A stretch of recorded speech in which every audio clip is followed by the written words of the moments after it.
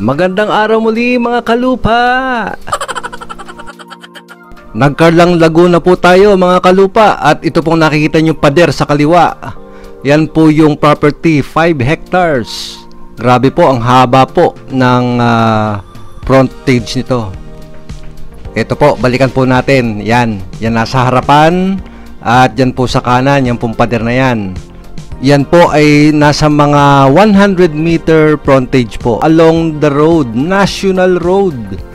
Ang haba po ng frontage po nito, 5 hectares po ito, titled, malinis ang papel. Napakarami pong pwede nyong gawin po dito mga project. Ayan, hanggang dito po. Yun pong may pader, yun po yung sakop ng property. Ayan, so ito po yung loob ng 5 hectare farm dito po sa Nagkarlan, Laguna. Ayan, pagpasensyahan na po ninyo at ito po ay sa cellphone kinunan ng kasama natin. At yan po, ang nakikita po ninyo, ang mga tanim po dito ay lansones, niyog at rambutan. At gaya po na nabanggit ko kanina, ito po ay nasa along National Road papuntang Santa Cruz. Yan, so galing pong Nagkarlan papuntang Santa Cruz. Ito po ay mga less than 5 minutes away from Nagkarlan town proper. Kaya napakaganda po itong lugar na ito. 5 hectares po yan na farmland. At ang isa pa pong kagandahan dito ay meron po siyang ilog sa likod. Ayan, kaya ito po ideal for resort, farm. Ayan, so pwede pong farm, pwedeng resort, or i-combine po ninyo. Pwede po itong campsite. Or kung meron pong interesado na memorial park, pwede po dito. Ayan po, ito po ay relatively flat po ang area na ito. At mamaya po ipakita ko po sa inyo yung ilog sa likod. At kung interesado po kayong makita ang lot for sale na ito dito sa Nagkarlan, Laguna, ay mangyari lang pong kontakin nyo ako sa aking Viber or WhatsApp. Yan pong naka-flash sa screen po ninyo ngayon. At kami po ay malugod naming sasamahan kayo dito po sa property na ito para po ma-appreciate ninyo kung gaano po siya kaganda. At kung kayo naman po ay merong idle land or idle property na gusto na po ninyong i-dispose or ibenta, pwede rin po ninyo kaming kontakin at atin po yung pupuntahan, i-video po natin at ipopost po natin yan dito sa Lots and Properties para po madali po siyang makita ng mga buyers po natin at madali po siyang mabenta.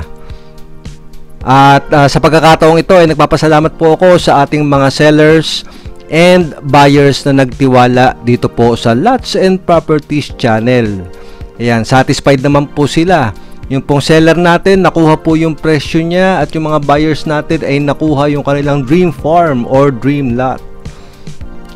Kaya sa pagkakataong ito rin po, mangyari lang po, please like the video para po sa ikauunlad nitong ating channel.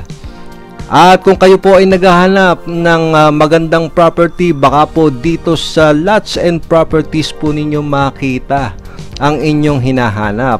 Kaya please subscribe para lagi po kayong updated sa mga videos na inilalabas ko gaya po nito. Ayan po, natatanaw na. Yan po yung ilog sa likod. So, meron din po tanim ditong mga kawayan. Ayan po. So, sabi ko nga po sa inyo, ito magandang gawing resort. Ayan po yung ilog.